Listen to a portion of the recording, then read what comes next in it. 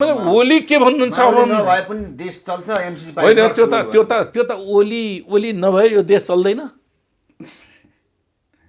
होइन ओली नभए देश नचल्ने म त अहिलेको प्रधानमन्त्री नि त अब हो प्रधानमन्त्री बन्नु भएको छ देशले एउटा दुर्भाग्य बेहोरेको छ हामीले सदाशयतापूर्वक हामीले नै प्रस्तावित गरेर प्रधानमन्त्री बनाएका हौँ पार्टी एकता गरेको उनले पार्टी एकता गर्न तयार भएको तर अहिले उहाँ कुन रूपमा देखिनुभयो त भने सोभियत युनियनको विघटनका निम्ति सोभियत युनियनमा कम्युनिस्ट पार्टीको सत्तालाई समाप्त गर्नका निम्ति गोर्बाचोभ भन्ने आएका थिए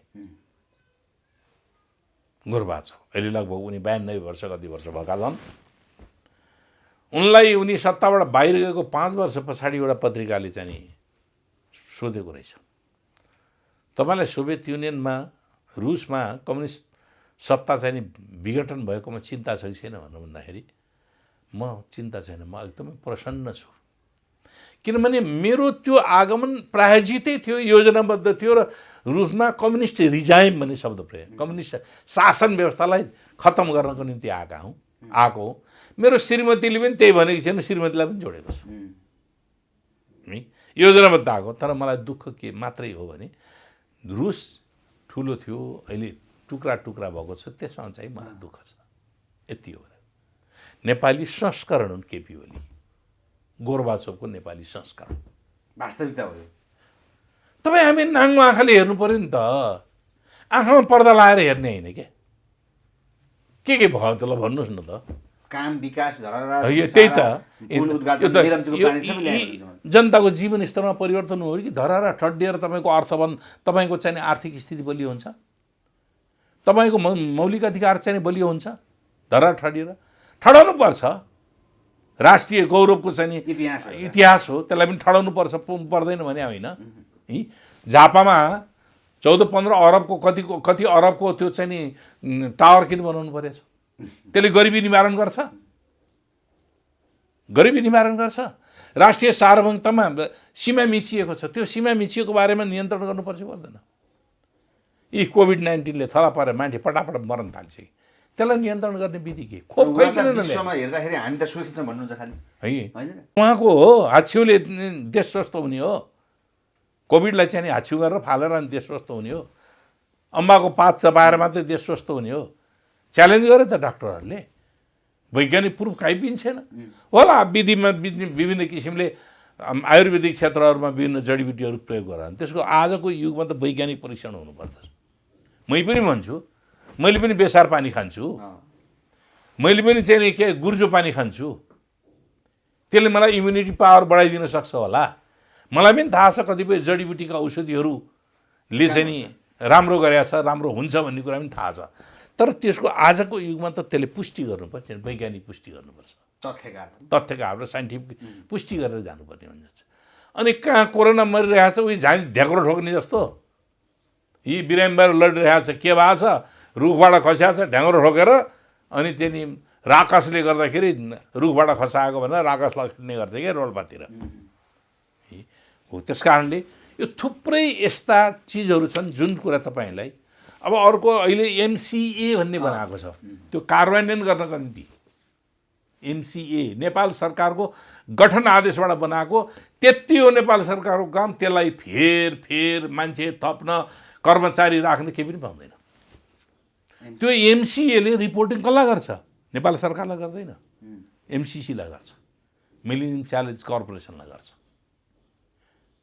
एमसिएले आज हाम्रो त्यही प्रोजेक्टभित्र पनि ट्रान्समिसन 305 किलोमिटरको ट्रान्समिसन नेपालको बोर्डरसम्म लप्सेफेदीदेखि गोरखपुरसम्म त 50-52 किलोमिटर अलग छ फेरि र बाटोको निम्ति भनेर हामीले हाम्रो लगानी 13 करोड डलर त हाम्रो पनि छ त्यसमा अहिले सुनिँदैछ 12 करोड चाहिँ खर्च भइसक्यो एमसिसीले दिएको छैन मिलेनियम च्यालेन्ज कर्पोरेसन दिएको छैन अहिले कहाँ बस्छ अफिस कहाँ बसिया छ नेपाली जनता गरिब छन् अफिस कहाँ बस्छ एकाइनेटीमा तलब कति खान्छन् 8-10 लाख 15 लाख कति लाख तल खान्छन् त्यहाँनिर नेपाली जनताले कति छ आम्दानी त्यसको नेपाली जनताको रेसियो कति हो चाहिँ इन्कम रेसियो कति हो कति पुगेको छ?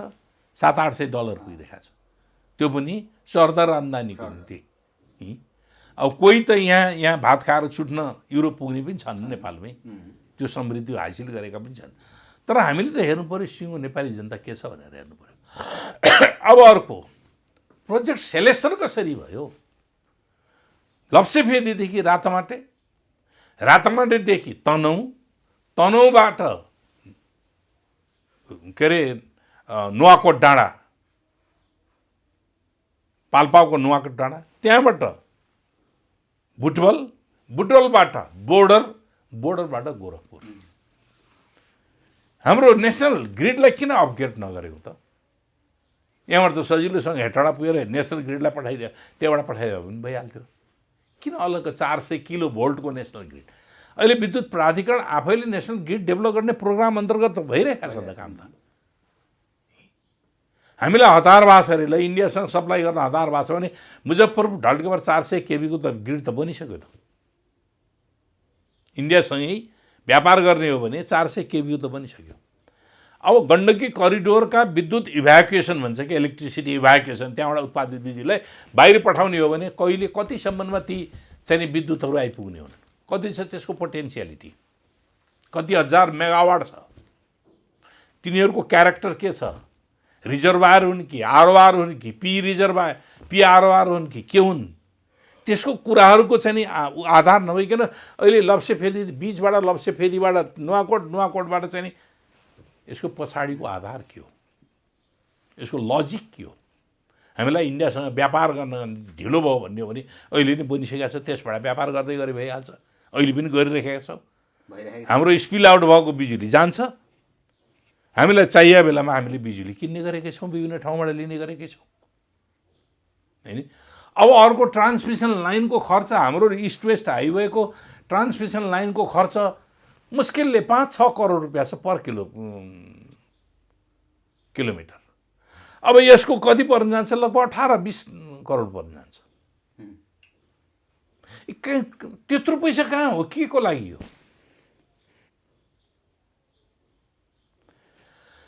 त्यसको बौद्धिक सम्पत्ति, त्यो आयोजनाबाट प्राप्त हुने बौद्धिक सम्पत्तिको हकदार हामी पनि नै हो। हाम्रो देशमा भएको कामको बारेमा बौद्धिक सम्पत्तिको हकदार त हामी त्यहाँबाट जे टेक्नोलोजी पाउँछौँ, त्यहाँबाट प्राप्त गर्दाखेरि चिजहरू जे अध्ययन गर्दछौँ, त्यहाँ त्यो आयोजना अन्तर्गत हुने जे खनिजहरू छन्, त्यसको राइट कसको? हाम्रो आफ्नो सभरेन्टी भएपछि हाम्रो आफ्नो देशको त हामीले हो नि त्यो राइट लिने त। तर यही सम्झौताले भन्छ बौद्धिक सम्पत्ति सबै एमसिसी हो, सबै एमसिसी हो। हामीले 26% त हाम्रो पनि लगानी छ नि त। 13 करोड डलरपछि ल मानव उसको लगानीको पैसा त लग्यो अरे एकछिनको निम्ति बौद्धिक सम्पत्ति, त्यो 26% को बौद्धिक सम्पत्तिको हक हामीले राख्न पाउने कि नपाउने? सम्झौताले दिन्न त, सबै उसलाई दिन्छ। प्रधानमन्त्रीले यो बुझेर अथवा नबुझेर अथवा यो नबुझेर भन्ने त कुरै नगरोस् न। नियत खोटो भएपछि यस्तै काम हुन्छ। देशद्रोही गजराज मिश्रहरूले सुगोलीको सन्धि गर्न गए, ब्रिटिस कम्पनीले उनीहरूका परिवारका नाममा त्यहाँ कामतहरू जग्गाहरू दियो, थुप्रो जग्गा। अहिले उनका सम्पूर्ण परिवारहरू इन्डियामा छ। सुगोली सन्धिले हाम्रो देश सार्वभौमिकता गुम्यो, टुक्रियो, तर उनका परिवारले त सम्पत्ति पायो त। देशघात गरेपछि त पाइने रहेछ नि त। देशघात गरेपछि त्यही बरु जङ्गबहादुरले बेलायतमा सम्पत्ति लग्यो होला, घर लग्यो होला, तर जङ्गबहादुरले इन्डियामा भएको विद्रोह अङ्ग्रेजको विरुद्धको इन्डियन सिपाहीहरू विद्रोह, लखनऊको विद्रोहमा चाहिँ नि अङ्ग्रेजलाई सहयोग गरे बापत बाँके बर्दिया कैलाली कञ्चनपुर फिर्ता आएको थियो। जङ्गबहादुरकोसँग जोड्न सकिन्छ प्रधानमन्त्री केपी ओलीले? कहाँ जङ्गबहादुर त देशभक्ति देखायो। जङ्गबहादुरले त देशभक्ति देखायो। हिटलर भन्छन्, हिटलर पनि होइन, हिटलर भनेको अन्धराष्ट्रवादी हो, यिनी त राष्ट्रद्रोही हुन्। देशको अस्मितालाई अर्को देश अर्को अरूको अधीनस्थ बनाउनु देशभक्त हुन्छ र? हिटलर अन्धराष्ट्रवादी हो, देश विस्तार गर्न चाहन्थ्यो, ठुलो विस्तार। राम्रो राम्रो काम गर्नु हजुरले दिनु भएन भनेर मलाई आरोप लाग्यो। ए बाबा, काम गर्ने मान्छेलाई कसैले छेक्छ? कसैले हात बाँधिया छ? पार्लियामेन्टले बाँध्यो, हात बाँध्यो। कुन विधेयक फेल गरिदियो? एमसिसी पास गर्दैन, त्यति नै हो। एमसिसीको दण्ड त महराले दिइहाल्नु मैले तपाईँले त, कृष्णबहादुर महरालाई। कुन विधेयक ल्याउनु भयो र पास गर्न दिएन? त्यहाँ कुन विकास सम्बन्धी विधेयक रोकिदियो पार्लियामेन्टले? पार्टीले के रोकिदियो? के पनि रोकिदिएन। पार्टीले त पार्टीसँग सल्लाह गरेर देश विकासका काम गरौँ, पार्टीसँग सल्लाह गरेर पार्टीका राम्रा मान्छेलाई पार्टीको कुन ठाउँमा पठाउने हो, राजदूत बनाउने हो कि अथवा चाहिँ नि के बनाउने हो, योग्य मान्छेलाई। जिएम भ्रष्टहरू छन् अहिले नियुक्ति गरिएका व्यक्तिहरू, देख्नु भएको छैन? भ्रष्टहरू, मुद्दा चलिरहेका मान्छेहरूलाई चाहिँ नि अहिले रोकिएको छ। उहाँ आफै भन्दै हुनुहुन्छ सारा सञ्चार माध्यममा भ्रष्टाचारको कुरा आछ, प्राइम मिनिस्टर भन्नुहुन्छ त्यसले केही गरेकै छैन भ्रष्टाचार भन्न मिल्छ? त्यसले अनुसन्धानमा असर पार्दैन। सरकारको प्रमुख मान्छेले कुनै व्यक्तिका बारेमा डिफेन्ड गरेर भन्न मिल्छ, बोल्न मिल्छ? ऊ त फाइनल अथोरिटी हो। म त भ्रष्टाचार म आफ्नो गर्दिनँ, गरेको पनि देख्न सक्दैन भन्ने। त्यो भन्ने र गर्नेमा विचार फरक हुँदो रहेछ। त्यो भन्ने एउटा कुराहरू भयो, गर्ने अर्को कुरा। तपाईँ देखिराख्नु भएकै छैन त, सर्लगै छैन त। ओम्नी के भयो, वाइट बडी के भयो, थुप्रै छ के। यति होल्डिङका के छन्, गोकर्ण सफारीको के हो, 6 वर्षको म्याद अवधि हुँदाहुँदै अनि उहाँ चाहिँ नि अगाडि नै चाहिँ नि ठेक्कापट्टा दिनुहुन्छ। तर बाटा पुल र मेलम्चीका कुरा गर्दा काम गरेकै देखिन्छ नि। यो त रेगुलर प्रोसेसबाट पनि हुन्छ। मेलम्ची उहाँले गर्नु भएन, उहाँकै पालामा भयो नि त भन्ने। पाएको त पालामा आएर चेयरम्यान के अरे बसिया बेलामा परिणाम आयो अनि गजुर मैले लगाएँ, यो मैले बनाएको भन्ने त्यही भन्नुहुन्छ उहाँले। भन्ने के गर्नुहुन्छ त्यो अर्को छोडिदिनु न। तपाईँहरू जस्ता पत्रकारले उहाँले त्यही भन्नुहुन्छ भनेर प्रचार गरिदिने हो।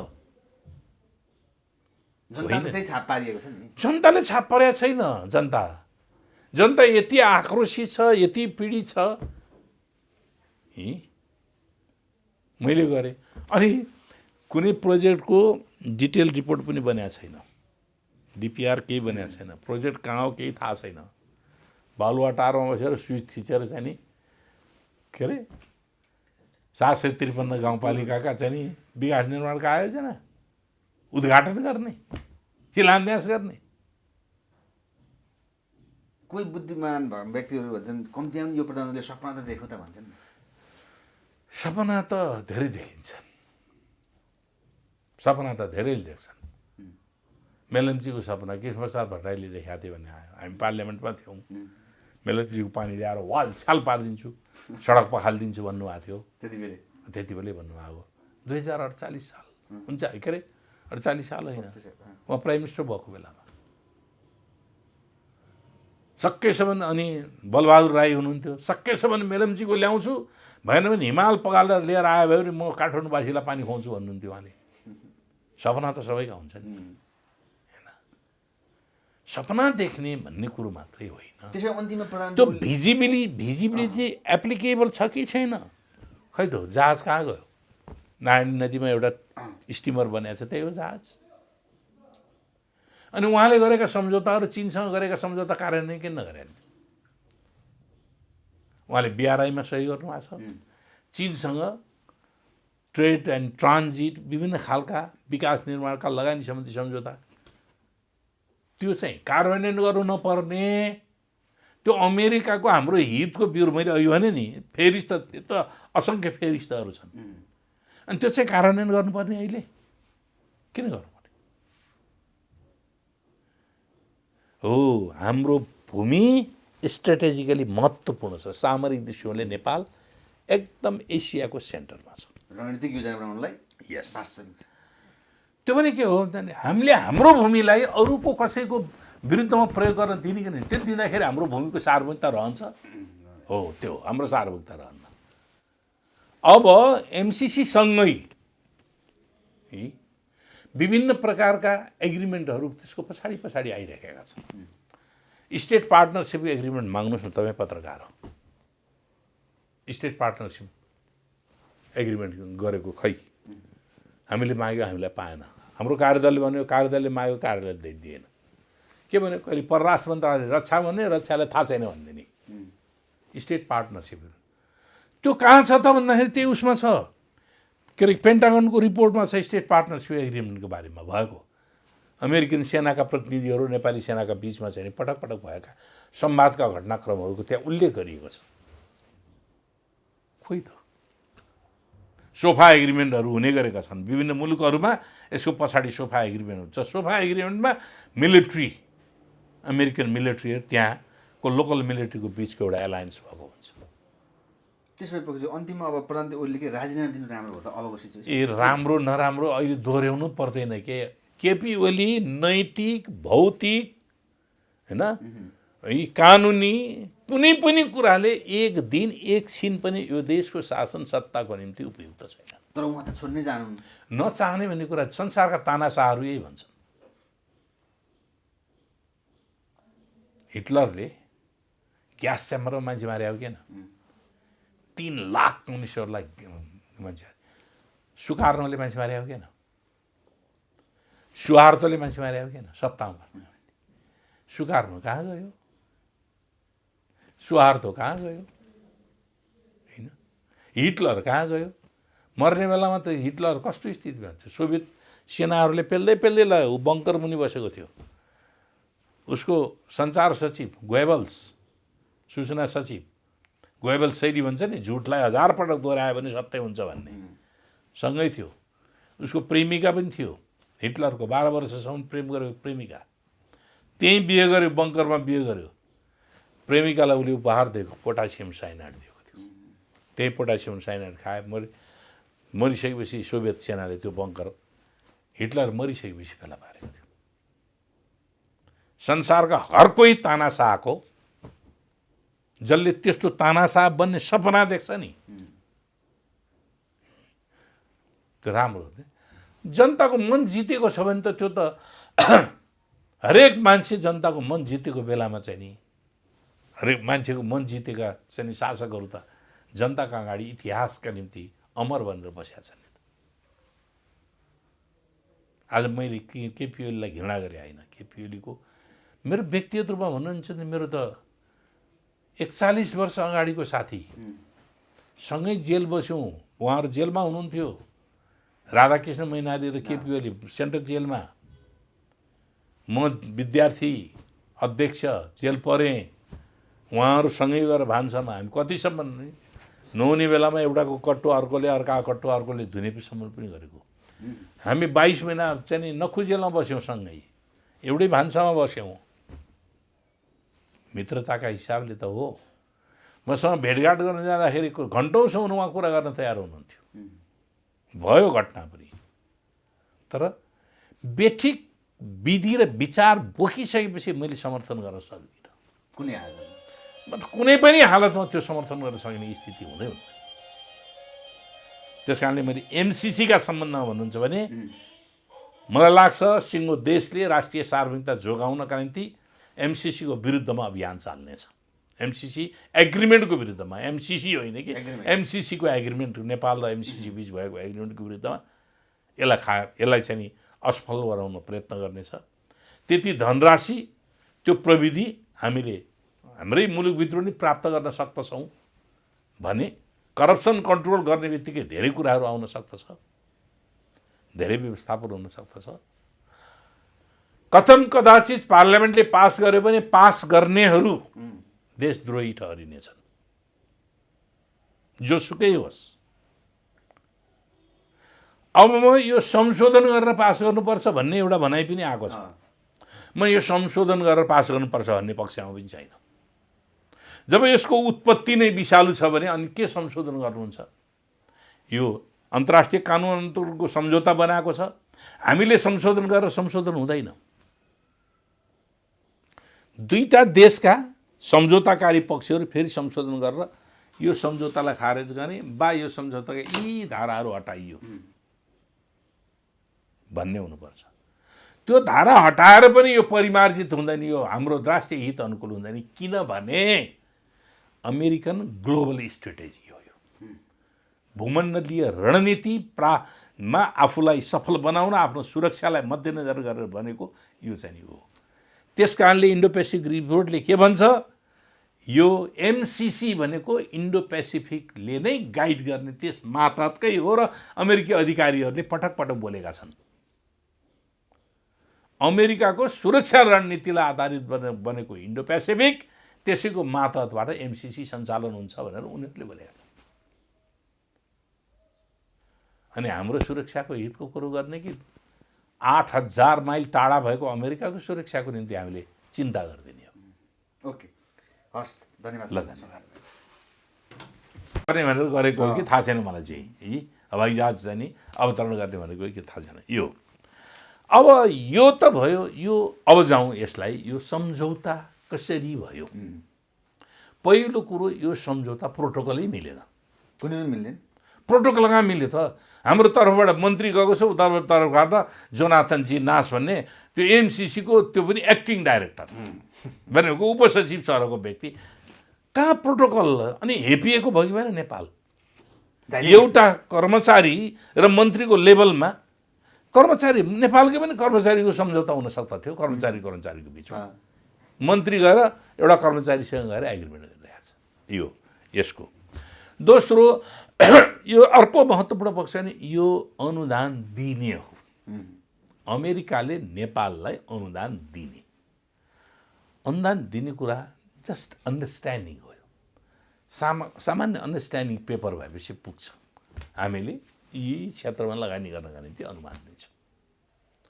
तपाईँले हेर्नुमा छ त सम्झौता अन्तर्राष्ट्रिय कानुन अन्तर्गत भनेर लेखिएको छ, उल्लेख गरिएको छ। अन्तर्राष्ट्रिय कानुन अन्तर्गत भनेर लेखिएको छ। किन लेखियो? त्यसको उद्देश्य छ। अन्तर्राष्ट्रिय कानुन अन्तर्गत हुने बित्तिकै, सन्धि भन्ने बित्तिकै, अन्तर्राष्ट्रिय कानुन अन्तर्गत सन्धि भन्ने बित्तिकै त्यो सन्धिसँग बाजिएका हदसम्म नेपालको आन्तरिक कानुनहरू अमान्य हुन्छ। नेपालको आन्तरिक कानुन भने के हुन्? पहिलो त आन्तरिक मूल कानुन संविधान हो। दोस्रो ऐन हो, पार्लियामेन्टले पास गर्ने। तेस्रो मन्त्रीमण्डलले निर्णय नियम हो। चौथो सर्वोच्च अदालतले फैसला गर्ने नजिर हो। अब उसले के भन्छ? अन्तर्राष्ट्रिय कानुन अन्तर्गत भइसके पछाडि यससँग बाजिएको हदसम्म के हुन्छ भने नल एन्ड भोइड। तपाईँ सभरेन नागरिक हो कि अर्काको चाहिँ नि अधीनस्थ हो? तपाईँ सभरेन नागरिकले भोट दिएको व्यक्ति, सार्वभौम व्यक्तिले निर्माण गरेको संविधान एउटा कर्मचारीको हस्ताक्षरबाट नल एन्ड भोइड हुन सक्छ? त्यो कुरा हुन्छ। यो हुँदाखेरि हाम्रो हुन्छ, त्यही नै छ त। किन बुझ्दैन त? सम्झ केपीले किन बुझ्दैनन् भन्ने कुरा। केपी दलाल भने साम्राज्यवादको दलाल भनेको छ त, अनि कहिले बुझ्ने? नेपाली टोपी पनि लाउँछन्, नेपाली भाषा पनि बोल्छन्, दौरा सुरुवाल पनि लगाउँछन्। दिमाग चाहिँ नि विदेशी छ। राष्ट्रिय सार्वभौमता छैन, नक्कली छ राष्ट्रिय सार्वभौमता उनको। इन्डियासँग टक्कर लिए भने के नाकाबन्दी गराउँ, मैले नाकाबन्दी नखोलेसम्म इन्डिया जान्न। बाप रे बाप, कत्रो देशभक्त। पोहोर साल संसदले चुच्चे नक्सा पास गर्यो। यसपटक चाहिँ नि चुच्चे नक्सा चाहिँ नि नराख्ने भनेर सामन्त गोयलसँग गरेको सम्झौता भन्ने कुराहरू आएको छ। के हो मलाई थाहा छैन त्यसको आधिकारिकता, तर केही नभइकन त्यो कुराहरू होइन। अमेरिकी विमान राति आएर गरेर यही कुरा भन्ने कुरा आइरहेको छ त, त्यहाँ छ। अनि संसद विघटन त्यही सामन्त गोयल चाहिँ नि आएर चाहिँ नि रातिमा चाहिँ नि सहमति गरेर त्यसको केही दिन पछाडि संसद विघटन भएको छ। चुच्चे नक्सा यसपटकको चाहिँ नि मान पदवी वितरणमा चुच्चे नक्सा छैन। जवाब गृह मन्त्रालय के दिन्छ? यो त पोहोर बनाएको अहिले वितरण गर्न पाइन्छ? पोहोर बनाएको थियो र देशको सार्वभौमिकतामा नै आँच आउने खालको चाहिँ नि चुच्चे नक्सा वितरण। त्यो मान पदवी पाउनेहरू तिनीहरू लिनेहरू हो, स्वाभिमान नभएका हुन् क्या तिनीहरू। म यो चुच्चे नक्सा नभएको चाहिँ नि लिन्न भन्ने आँट गर्नुपर्छ नि पर्दैन? राष्ट्रियताको धेरै कुरा गर्ने अनि त्यसपछि एउटा प्रशंसा गरिदियो भने प्रशंसा लिन कुदिहाल्ने, गलत चिजहरू ल्याएर देखाउन आँट गर्नु पर्यो। खोइ चुच्चे नक्सा भनेर प्रश्न गरिदियो भने त छैन रहेछ। अब त्यो त्यस कारणले यो संविधान विपरीत हो। अर्को हाम्रो हाम्रो नेपाल, हाम्रो परराष्ट्र नीति, हाम्रो के अरे कानुन, हाम्रो संविधान, हाम्रो विधि, हाम्रो प्रचलन, हाम्रो असंलग्न परराष्ट्र नीति हो। हामी छिमेकी मुलुकहरूसँग अनाकरण सम्झौता गरेका छौँ। कसैको हाम्रो भूमि अरू कसैको लागि प्रयोग गर्न नदिने भनेर वचनबद्ध सम्झौताहरू छन्। हामी आइपिएसमा किन सामेल भयो? इन्डो पेसिफिक स्ट्र्याटेजी 2017 मा किन?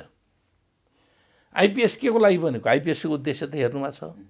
आइपिएसको इकोनोमिक कोअपरेसन छ, सूचना आदान प्रदान छ र सैनिक लेथल सैनिक गठबन्धन छ। सेनाहरूको बिचको जोइन्ट अपरेसनदेखि लिएर सैनिक एग्रिमेन्टहरू छन् त्योभित्र। अनि हामी अन्तर्राष्ट्रिय गठबन्धनमा सामेल हुन्नौँ भनेर हाम्रो परराष्ट्र नीतिले भन्ने, हाम्रो संविधानले भन्ने, अनि हाम्रो देशको सरकारले गएर आइपिएस इन्डो पेसिफिक स्ट्र्याटेजीको पार्टनर बन्न मिल्छ? 2018 डिसेम्बरमा गएर पार्ट बन्ने सहमति जनाएछन् प्रदीप गेवालीले। यहाँ आएर सोधिएको छ, हाम्रो बैठक बसिरहेको थियो त्यति बेला, हो कि तपाईँले सम्झौता गरे होइन भने ढाँटे। मिडियाले लेख्यो हो भनेर लेखिदियो। उनले मिडियामा पत्रकार सम्मेलन गरे। पत्रकार सम्मेलन गर्दाखेरि मैले गरेकै छैन भन्नु भने जुन 1, 2019 मा इन्डो पेसिफिक स्ट्र्याटेजी रिपोर्ट भनेर पेन्टागनले निकाल्यो। पेन्टागनमा नेपाल र श्रीलङ्का न्युली एडेड मेम्बर्स भनेर भनेको छ। अनि त्यो रिपोर्ट आइसकेपछि उनको बोली बन्द भयो। अब इन्डो पेसिफिक स्ट्र्याटेजी जहाँसम्म अरू सम्झौताभित्रका यस्ता सम्झौताहरू, यो मूल सम्झौता छ, इम्प्लिमेन्टेसन एग्रिमेन्टहरू भन्ने छन् अरू लगभग 1 दर्जनभन्दा बढ्ता सम्झौता र करस्पेन्डहरू छन् जुन सम्झौताकै हैसियत राख्दछन्। त्यसमा थुप्रै कुराहरू विमतिहरू छन्, थुप्रै विमति।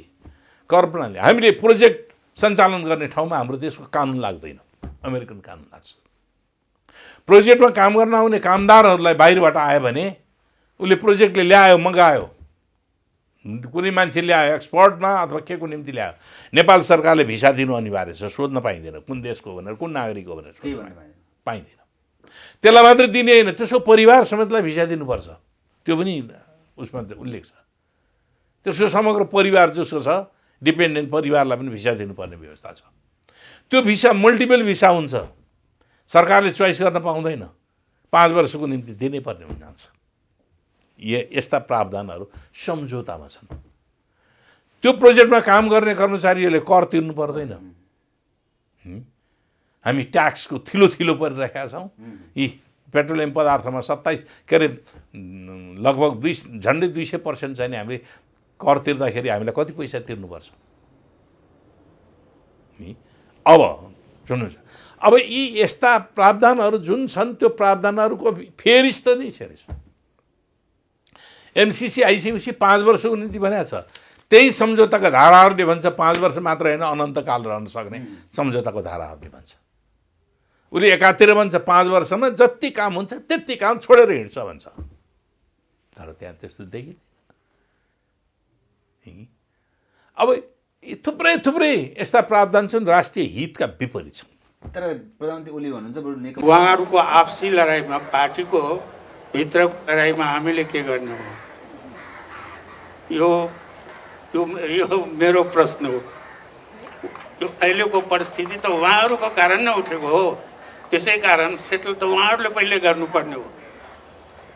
र जहाँसम्म हाम्रो मुद्दाको प्रश्न छ, सबै प्रधानमन्त्रीसँग हाम्रो चाहिँ लिखित, ओलीजी बाहेक लिखित भएको छ 3 बुँदे जो आन्दोलनमा परेर आन्दोलनकारी, मधेस आन्दोलन, थरवट आन्दोलन, यसमा परेका, जेलमा जुन परेका छ तिनीहरूको रिहाई गर्ने, मुद्दा फिर्ता लिने र त्यस बापत उहाँहरूलाई समर्थन गरिदिने सरकार बनाउने बेलामा। अहिले त त्यो पनि छैन। हामीले कुनै उहाँसँग कुनै लिखित सम्झौता पनि गरेको छैन, कुनै वचन पनि दिएको छैन। हाम्रो मुद्दा छ, उहाँले भन्नुहुन्छ कि प्रधानमन्त्रीले कि म गर्न सक्ने जति गर्छु, गरेर देखाइदिनुहोस्। त्यसपछि प्रश्न उठ्छ कता जाने हो, के गर्ने हो। तर अहिले त हामीलाई लाग्छ कि हामी सबै आन्दोलनैबाट आएको हो। यहाँ जति नेताहरू हुन्, कोही हतियार उठाएर, कोही शान्तिपूर्ण आन्दोलनबाट, सबैले चाहिँ मुक्ति पाए,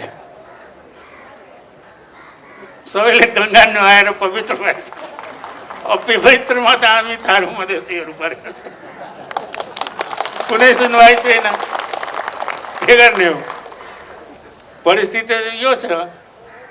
अब उहाँसँग कुरा भयो हाम्रो शेरबहादुर सिंह, अहिले सार्वजनिक रूपमा उहाँले पहिले नै भनिसक्नु भएको थियो हामीले कुरा गर्दाखेरि कि कुनै पनि अविश्वासको प्रस्तावको पक्षमा जाँदैन या समर्थन गर्दैन।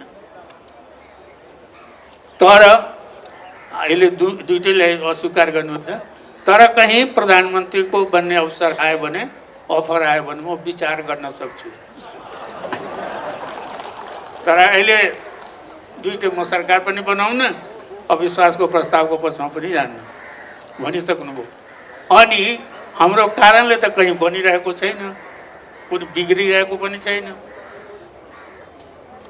कतै जाँदाखेरि हो डेमोक्रेसीको सङ्घर्षमा हामी साथै साथै थियौँ। एलायन्सको कुरा गर्नुभएको, ओके, डेमोक्रेसीको लागि त छ, तर हाम्रो आफ्नो एजेन्डा पनि छ। त्यसमा तपाईँहरूको के छ, के गर्न सक्नुहुन्छ? त्यो अहिले पनि हाम्रो प्रश्न छ। त्यो जबसम्म सम्बोधन हुँदैन, हाम्रा सांसदहरू जेलमा छन्, हाम्रा प्रदेशको मन्त्रीहरूमाथि चाहिँ मुद्दा तारिक खेपिरहेछन्, अरू नौजवानहरू जेलमा छ, मेयरहरूमाथि मुद्दा छ, अनि भनौँ सबै नेताहरूमाथि मुद्दा छ। यदि आन्दोलनले आह्वान गरेको एउटा बम बाच्याछौँ, आह्वान त हामीले नै गरेको हो, हामीमाथि पनि मुद्दा चलाए हुन्छ। तर हामीलाई छोडिदिएको छ, हाम्रा साथीहरूलाई राखिदिएको छ। त हामी त न्यायको खोजीमा छौँ, तपाईँहरूसँग पनि उहाँहरूसँग पनि। के गर्नुहुन्छ? त्यसपछि न हाम्रो समर्थन या विरोधको कुरा आउँछ। अहिले त्यो हाम्रो अगाडि त्यो प्रश्न छैन। हामी आफ्नो मुद्दामा अडिग छौँ। त्यसपछि अरू चिज पछि हामी विचार गर्छौँ। त्यसमा हाम्रो मुद्दाको सोल्युसन अहिले त हामीलाई महसुस त्यही भइरहेको छ कि हामी थारू भएको हुनाले, हामी मधेसी भएको हुनाले त्यो पीडा भोग्नु परिरहेको छ। नागरिक समाजलाई धेरै धेरै धन्यवाद छ। उहाँ कुनै सत्ताको लागि लडाइँ लड्नु भएको छैन, अधिकारको लागि, जनताको अधिकारको लागि, नागरिक अधिकारको लागि, एक्सप्रेसनको लागि जो उहाँ आइरहेको छ। तर हामी राजनीतिक दलमा स्वार्थको लागि हुन्छ। अहिले स्वार्थको लडाइँ भइरहेको छ कम्युनिस्ट पार्टीको भित्र। त्यसमा हामीलाई किन उ गर्ने? तपाईँ अविश्वासको प्रस्ताव त्यहाँ भन्नुहुन्छ, आफैमा आफ्नो पार्टीमा अविश्वास ल्याएर त्यसको सोल्युसन गर्नुहोस् न। त्यो भइरहेको छैन। ठिकै भन्नुभयो। यो कुरा हिजो नेकपा विभाजित नहुँदाखेरि, अदालतका फैसला नआउँदा, विघटन नहुँदाखेरि हामीले धेरै पटक भन्यौँ तपाईँहरू यो विषय किन निर्णायक रूपमा नेकपाको संसदीय दलमा लगेर चुनौती दिन सक्नुभएको छैन केपी ओलीलाई भनेर सोध्थ्यौँ। तर यो अलिकति पुरानो भइसक्यो। अब खालि अहिले दुईवटा, अब भनौँ तिनवटा पार्टी तपाईँहरू नमिलिकन बहुमत पुग्दैन। जसपा, माओवादी केन्द्र, काङ्ग्रेस। त्यसैले यो हलो चाहिँ तिनवटा मध्ये जसले अड्काए पनि हुन्छ। समस्या चाहिँ हलो अड्किरहेछ। त्यो हलोलाई अगाडि बढ्न दिने, बल रोल गर्ने जिम्मेवारी संसदमा भएको दलको हिसाबबाट हामी जसपाको पनि हो भन्छौँ। हो, देशमा जब सङ्कट आउँछ, नागरिक समाजमा जब सङ्कट आउँछ, देशमा अहिले सङ्कट छ, अनि त्यसपछि हाम्रो जरुरत पर्छ। अरू बेलामा हाम्रो जरुरत पर्दैन। कहिलेकाहीँ सङ्कट अझ बढ्दाखेरि अझ एउटा ठोस निर्णयमा पुग्न सकिन्छ। अब उहाँहरू त अब यो द्वन्द्वात्मक विकासको उसमा सिद्धान्त मान्नेहरूका दिन्छन्। मलाई लाग्दछ प्रचण्डजी एउटा कुरा भन्नु, संसदमा त्यो बाहिर यो द्वन्द्वलाई किन अगाडि बढाउन सक्नुभएको छैन? सङ्घर्षको कुरा मात्रै म भन्छु। मलाई याद छ कि जब 7 दलको बैठक हुन्थ्यो हाम्रो, त्यसमा म नै पहिला व्यक्ति हो कि सम्झौता कोसँग गर्ने प्रश्न थियो एकचोटि। अनि मैले के भनेको थिएँ कि माओवादीसँग चाहिँ सम्झौता गर्नुपर्छ, किनकि माओवादीसँग सम्झौता गर्दा जनताको माग जनतैमा रहन्छ, जनताले नै पाउँछ। यदि राजासँग हामी सम्झौता गर्छौँ भने जनताको अधिकार राजामा जान्छ। त्यो थ्रु आउट उठाउँदै आएको हो। र जब दिल्लीमा हाम्रो कुराकानी अन्तिम कुराकानी भएको छ, एकजना यहाँलाई याद हुनुपर्ने, एकजना लेफ्ट नेताले बिन्ती पत्र दिनुपर्छ राजाले यहाँ, होइन? अनि उहाँले नि भन्नुभयो ल तपाईँको दर्ता भयो, विरोध तपाईँको दर्ता भयो, अब हामी चाहिँ आन्दोलनमा जाने, बिन्ती पत्र हामीले भनेर यो। त समय समयमा मेरो भनाइ के छ कि रिक्वेस्ट कि तपाईँ पीडित भएर पनि चेयरमा हुनुहुन्छ, माथिल्लो उसमा हुनुहुन्छ। अब राष्ट्रवादको नारा दिनुहुन्छ, त्यहाँ हामी पर्दैनौँ, प्रशासनमा हामी पर्दैनौँ, होइन? त कहीँ जुडिसियरीमा हामी छैनौँ, तर उनको मान्नै पर्छ। यहाँले पनि त्यही कुरा भन्नु, हाम्रो विरुद्धमा फैसला हुन्छ, नागरिकताको विषयमा फैसला हुन्छ, ड्रेस लगाउनै पर्छ, ल अब मान्नै पर्यो, होइन? भाषाको विषयमा फैसला हुन्छ, मान्नै पर्यो। जबकि संविधानमा के छ, के लेखिन्छ? बहुभाषी, बहुजातीय, बहुसांस्कृतिक। तर चेहरा त देख्दैन नि, चेहरा त एकै किसिमको। एकचोटि सेनाले हामीलाई बोलाएको थियो, अनि 10 जना जेनरललाई चाहिँ त्यहाँ मैले के प्रश्न गरेँ कि जेनरल साहब तपाईँको सेनामा त माने हाम्रो त बहुजातीय देश हो, ओलीले समर्थन तपाईँले गरिरहनु भएको छ, अनि आरोप हाम्रो माथि हामीले के गरेका छौँ? अब सरकारमा ओलीजी हुनुहुन्छ त कोसँग जाने भन्ने आफ्नो समस्या। जेलमा परेको साथीहरूको हामीसँग जो विभेद भइरहेको छ त्यसको कुरा कहाँ उठाउने? जनतामा त हामी उठाइ नै राखेका छौँ सधैँ, सदनमा पनि उठाएकै हो। सदनमा पनि तपाईँ जस्तै मैले उठाएको कि स्वेच्छाचारी शासन जब हुन्छ तब डिक्टेटरसिपको टेन्डेन्सी हुन्छ। हुनसक्छ अहिले हाम्रो शासकहरू डिक्टेटर छैन, तर टेन्डेन्सी त्यस्तै स्वेच्छाचारी शासन जब हुन्छ करप्सनको टेन्डेन्सी हुन्छ। हाम्रो सबै इमान्दारै होला अहिले, तर टेन्डेन्सी त त्यतातिर हुन्छ नि, जान्छ नि। त्यो त कुन बेलामा तपाईँहरूको मैले साथ विरोधमा गएको, तर आफै ऊ गर्नुहोस् न, हाम्रो मुद्दा हाम्रो कहाँसम्म सम्बोधन भएको छ? भएको छैन नि। त्यसै कारण तपाईँको पीडा र हाम्रो पीडा अलग अलग छ। तपाईँको पीडा हुनसक्छ सत्ताको लागि, हाम्रो त्यो छैन। तपाईँहरूले जे भने पनि हुन्छ, तपाईँहरूले त मलाई प्रधानमन्त्री बनाइदिनु भएछ।